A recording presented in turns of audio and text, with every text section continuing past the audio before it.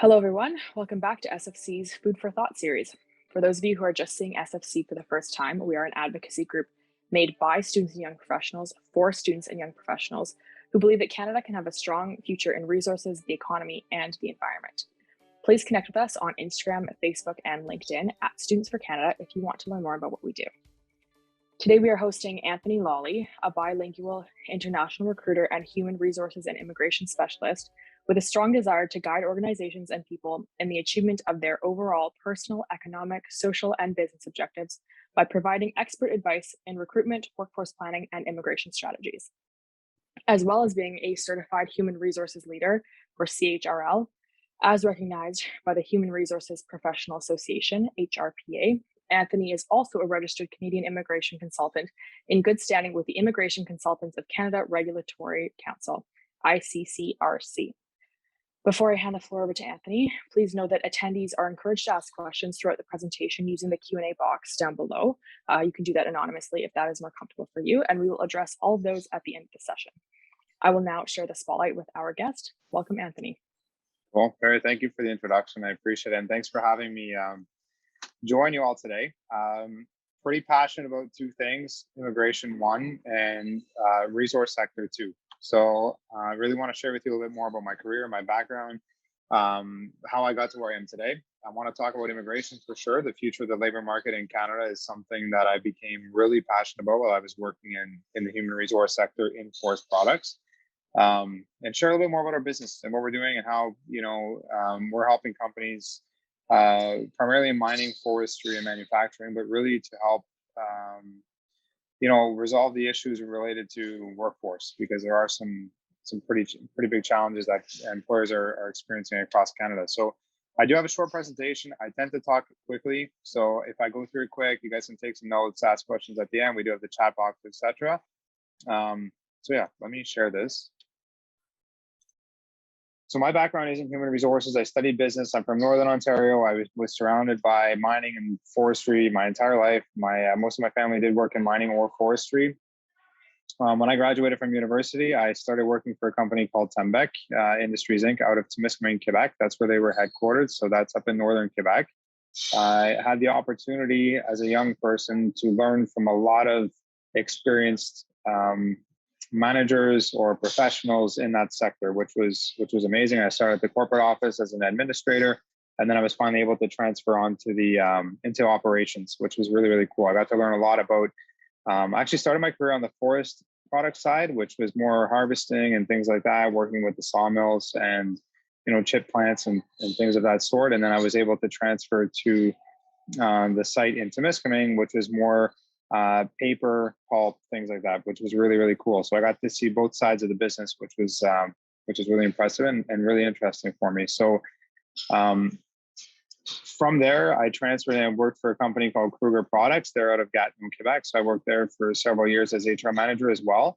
And that was kind of a continuation of, forestry from the forest to the mill to making pulp and paper to really converting into tissue products, which was, if you don't know, Kruger Products, their brand names are Cashmere, Scotties, and Sponge Towel. So they're making paper products. So it was really cool to see that transformation from essentially from the forest to our clients at the end with Kruger. We're in Costco. So it was pretty cool.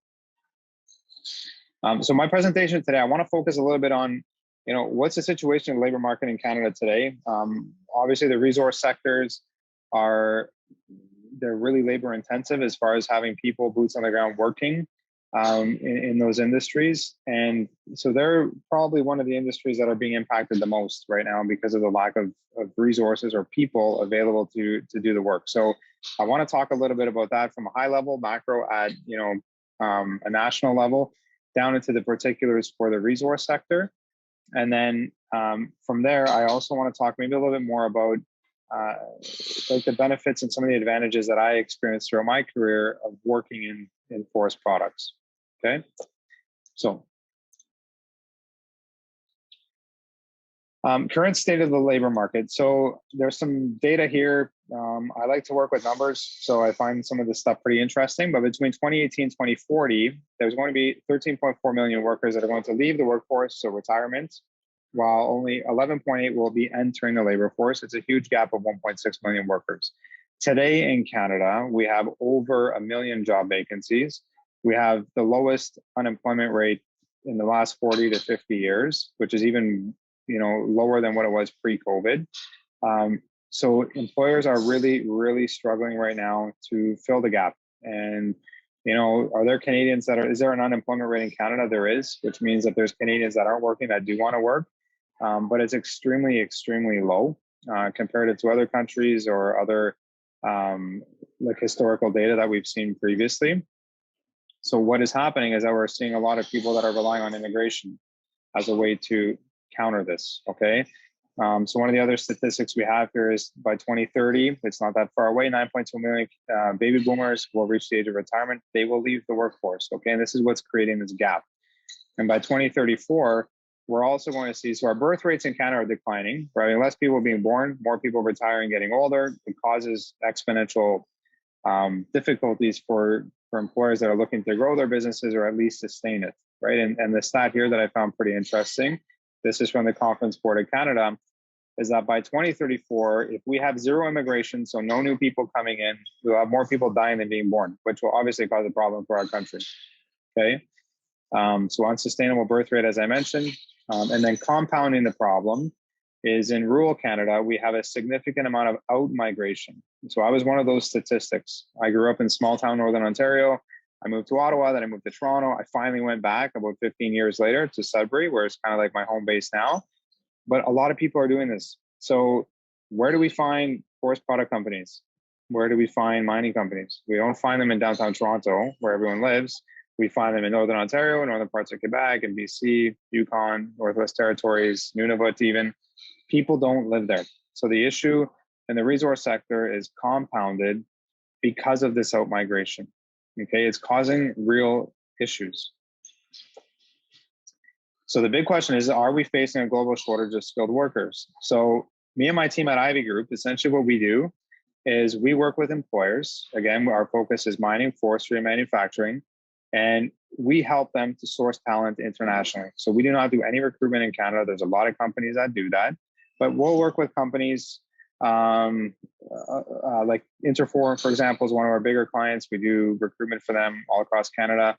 It's like, hey, Anthony, listen, we have a sawmill up in Val-d'Or, northern Quebec. We need 30 people. We just cannot find laborers. They're all working in mining, which can pay more, or we just can't find them. So our team at Ivy Group will go source the globe and find the people that will best fit what our clients are looking for.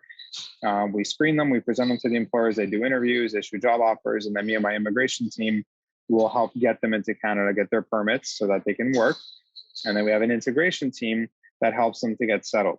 So it'll pick them up at the airport, get them a driver's license, health card, social insurance number, help them find housing, all these things. So it's really like a full cycle service offering that we have for our clients. But what we are noticing, however, is that when we were in Eastern Europe, Poland, or Ukraine, or even in South America, this is pre-war in Ukraine, workers have options, and the options are not always Canada. Okay, so Canada has a really big advantage because of our political system and our security system and all these other things, banking systems and everything else that people really want to have an opportunity to live here. But at the same time, for example, when we were in Poland, there were recruiters there from Germany telling us they had 400,000 vacancies in manufacturing alone. Okay, and that's why I asked the question, are we getting to a point of a global shortage of skilled workers? Because it's not just Canada at all. Okay, we're not there yet, so don't panic. But it's a question that I asked because I did study the demographics of Canada for a long time before I started Ivy Group, realizing we were going to have a problem. Okay, a lot of information here. I'm not going to go through everything, but begs the question: what's the impact of not sustaining our population? So who cares if we start reducing our population? What's the big deal? Well, it is a big deal. Okay, when we have people and people are working, what do? They pay taxes. And why is it important for people to pay taxes? So that we can reinvest in infrastructure and programs and healthcare, in roads, in building universities or colleges, or just growing our country, right? So at a federal level, the government has a real interest to continue to increase the tax base. Now, as people are getting older, as you see on the previous slide, and they're retiring, well, guess what? They're paying a lot less tax than they were when they were working, right? Further to that, they are becoming a greater burden on the healthcare system because they're going to be drawing a lot more money from the healthcare system to sustain their health, and if they have to be hospitalized, et cetera, et cetera. So we need this influx of new workers so that they can pay taxes and help us to continue to grow our economy and sustain the lifestyle that we have in Canada today, because it doesn't come for free. I mean, the government today has billions of dollars of debt. A lot of it's related to, a lot of the incentives that they provided and the support they provided to COVID. But who's going to pay for that? And a lot of my colleagues are like, yeah, it's our younger generations. There's guys like you, right? Or girls like you, they're going to pay for all this stuff, right? But what I'm hoping is that there's no dilution of the quality of life that we have in Canada with our roads and our police and our ambulances and our hospitals and everything else. But it takes money to do that, okay? So at a federal level, the federal government does support immigration 100%. They're targeting over 1% growth in population per year through immigration, okay? Does anyone know the population of Canada? Can someone take a guess? Like, can we put it in the Q&A or chat? 38 million. Yeah, there you go. You couldn't have even Googled it that fast, so I believe you. Yes, so 1% of that, 380,000 people. New people, brand new, like permanent residents, okay? That's a lot of people, right? And they're looking to actually do a little bit more than 1%. It's around 1.4. So it's around 400,000 people per year that they're looking to bring in for the foreseeable future to sustain what we have, okay? Do you think that employers in Canada that are growing, starting new businesses, especially with this new automotive plans for batteries and things, they announced a bunch of new jobs that are going to be created in Southern Ontario, mining projects. There's one just north of Sudbury. They need 1,000 people. Do you think 400,000 immigrants will sustain the needs of employers from a workforce perspective? Okay, it's a yes or no question. The answer is no, will not. Okay, so even with all of the efforts of bringing in 400,000 people per year, employers are still going to have a gap. Okay, so we need to really make an investment here and understand what this impact is. Okay. Attracting business investment, again, this is something that I talk a lot about. I've done a similar presentation to this in northern parts of Quebec and Ontario, because they get worried about like what's going to happen, what's the future of my community. And we've talked to the mayors in different communities as well, because they want to help, grow their communities and sustain their population and help to offer services and things. And a lot of times there's a lot of ghost towns. I've seen it when I worked for Tembec, Smooth Rock Falls up in Northern Ontario closed, Pine Falls out in Manitoba, massive mill. And Temiskaming is the same thing. If that mill ever closed, there's over 1,000 people that work there.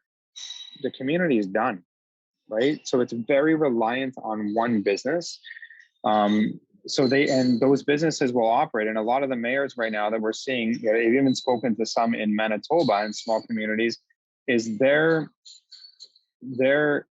using access to labor now as an attraction tool for investment for business.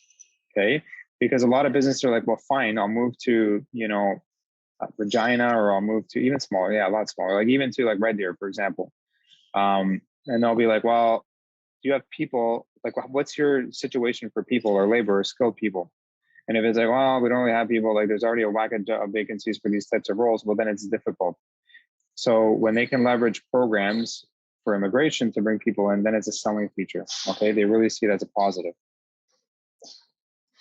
And then, so the other part of it is not having access to people is one thing, not having access to skilled workers is another. Okay, so the first part is more from a community government perspective. Why is this important? The second part of it is, what if they don't have the people that are capable to do the work? Because we see this in forest products and in mining. Some of the positions are highly specialized. There are, forklift operators and general, underground miners sometimes that they can get trained up and learn. But other times it's like electromechanics or heavy equipment mechanics or millwrights or instrumentation technicians or engineers or, harvesters or things like that, where it's more difficult to find that skill set. So what's the impact?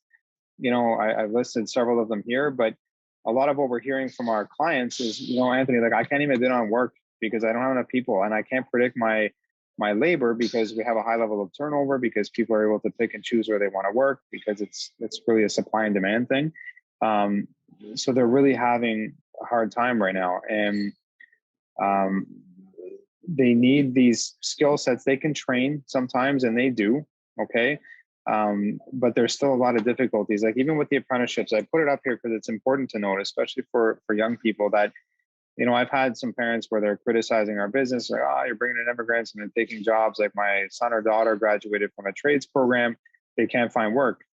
Well, the truth of it is that the workers that we've brought in are able to train youth and apprentices how to do these things. I mean, a gearbox, a conveyor, it's the same thing in Mexico or Colombia or Peru or Ukraine as it is in Canada.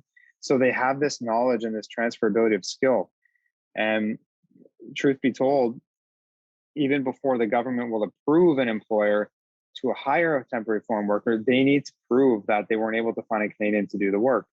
And I had a call with the government this morning with my client, and one of the questions was, and they're starting to ask this more and more, how would you utilize the temporary foreign worker or the immigrant to transfer knowledge to a Canadian? And it's a really relevant question. And the employers are very sincere when they say, like, absolutely, like I would love to hire younger generation, bring them in, get them trained up and working, but I don't have anybody senior enough to do it. For the ones that I do, they're already super busy working, investing a lot of overtime. They don't have time to do it. So it's really something positive. Obviously, I believe in it. It's the business that we have, but I do really see it. So what are some of the other things that we can do? And that's what when we're speaking with our clients, immigration is not the solution. It's part of the solution, and that's how we brand it and we market it. There's a lot of other things that they can do. And again, working in the resource sector, which is more remote, there's a lot of Indigenous peoples, a lot of Indigenous communities, and most of the companies are doing it anyways. But it's really important to engage our underrepresented groups. And I've listed them here, our Indigenous communities, women, youth apprenticeships, person with disabilities. The companies are pretty forward thinking. I'll be honest with you, especially some of the bigger companies, in establishing programs to have these types of partnerships. And some work good, some are great, some don't work so good. But for the most part, I think it's really important that companies are looking at these things and considering these things. And then we're adding immigration. And sometimes, we're using immigration to 50% of their recruitment strategy because they're doing all these things and they still have gaps. Sometimes it's 10%. It's like, hey, you know what? I have this really specialized job. I need 3 people to do this. Can you help me out? I really can't find someone to do it. So let me help them. Something else that companies are looking at is technology. And again, we do see this a lot in the resource sector, where the technologies are usually, the motivation usually comes from a health and safety perspective of how can we do things safer, where there's less interaction of like a vehicle, like a forklift, for example, and a person, or in French, we say cohabitation. So it's like cohabitation of vehicles and people. And we see a lot of this now where they're putting in technology where this doesn't need to happen anymore, right? Sometimes when you implement technology, you also need less people, right? So a lot of companies are weighing the advantages or disadvantages of doing this from a cost perspective, from an efficiency perspective, and also from a health and safety perspective, okay?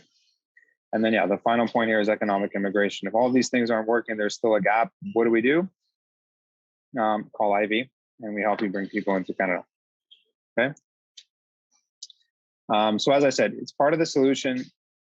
There's access to a labor pool of qualified workers with expected skills and experience. That's probably one of the most key things, okay? Workers are coming in with the ability to do the work, and they're also able to come in with the experience and the skill set to transfer that knowledge, okay, which is really, really important. Sometimes they bring in innovative or new perspectives as well. There's different ways of doing things in Brazil. Brazil is very big on pulp as well. A lot of the fiber that the mills are getting in Canada comes from Brazil on the ship, but they also have big pulp mills down there. So sometimes workers are coming in and they're able to share their knowledge on different processes and systems and ways to do that, which is really innovative, and it does create a benefit for the Canadian economy. Cultural diversification is another good thing. We see this in communities across the north. Again, I grew up in Timmins. There's a lot of Italian people from Timmins. There's Portuguese, Finn, that are helping to build our communities, right, and contribute to the diversification of the culture in Canada. And I think most of us here, Harry's last name is definitely not Canadian or French Canadian. It's probably Polish, I would think, if I'm making a good guess. It's Ukrainian, but Ukrainian. close, yeah. Okay, there you go. So yeah, it's interesting, and it's how Canada was built. So the other point I put there is fact versus fiction. And you know what? Things are getting a lot better than when we started our company 4 years ago, where, like I said, we were getting criticized a lot, sometimes in media and social media, whatever. There was a lot of, like I said, about stealing jobs and stuff like this. It's not like that, really. And people need to understand. And there was a lot of education that we had to do as a company, but also the communities did too. And we worked with economic development corporations across Northern Ontario to help them build content to educate people of, why are we doing this, and how can you help to embrace what we're trying to do to help sustain, our community and offer services and all these other kinds of things. So it's pretty interesting, a big project, a lot of challenges, but it was it's very positive overall. So, one of the questions that I get asked is like, okay, fine, so what? This is all cool, I really like it, but how can I help support something like this, or how can I get more involved in, the resource sector in Canada? And for me personally, I never really thought about getting into the forest product sector, to be honest with you. It was an opportunity of a job posting at the university. I applied. I didn't even know where Témiscamingue, Quebec was, to be honest. 45 minutes from North Bay, where I was studying. Went for the interview, and then I started to learn a lot real quick about forest products. And what I really loved about that industry in particular was that I was a little fish in a really, really, really big pond, which was so cool because I was working with very senior people that were very, very open to sharing knowledge with me. And I remember when I was working, there was people there that had been with Tembec at the time longer than I had been alive. And I was like, wow, you've been here like 30 years. I was like only 22 years old. And it's like, you have this level of respect because they've been through so many things and they know so much. And they were really willing to share with me a lot. And I find it doesn't matter what you've studied, if it's business or if it's engineering or, if it's environmental studies or whatever it is. The forest product sector is awesome to learn because there's a ton of opportunities, because it touches a lot of different things. And whether it's in the forest or whether it's in, even the logistics of from the forest to the mills, and then all the processing that goes with it.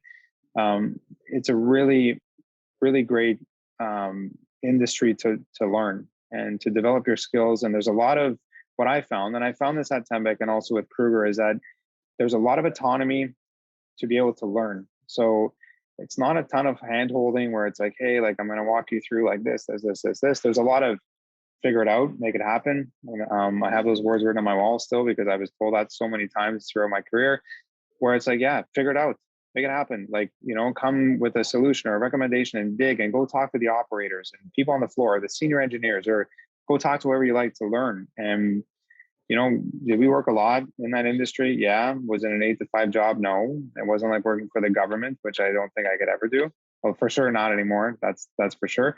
But it was private sector. Go figure it out. Go learn. Go ask people. Come up with solutions. And that was like really, really cool. And I know Ryan's shaking his head. He's like, yeah, I know. I know Ryan's dad very well. I've worked with Randy for a long time in Témiscamingue. I knew his mom. I actually worked for Ryan's mom. She was my second boss. So I remember, I won't get into when I met Ryan and how old he was, but so he knows what I'm talking about exactly. But it's really, really cool. And you work hard, you work long hours and everything else, but totally worth it. So, and a lot of the men in my family worked in mining, and I can say the same thing. So it's really, really, really interesting. So I put here participate in co-ops and internships. If you have an opportunity to do it, we had students. I was responsible for the internship program at Tembec. So I hired all the interns all the time. It was the coolest part of my job. I really, really loved it.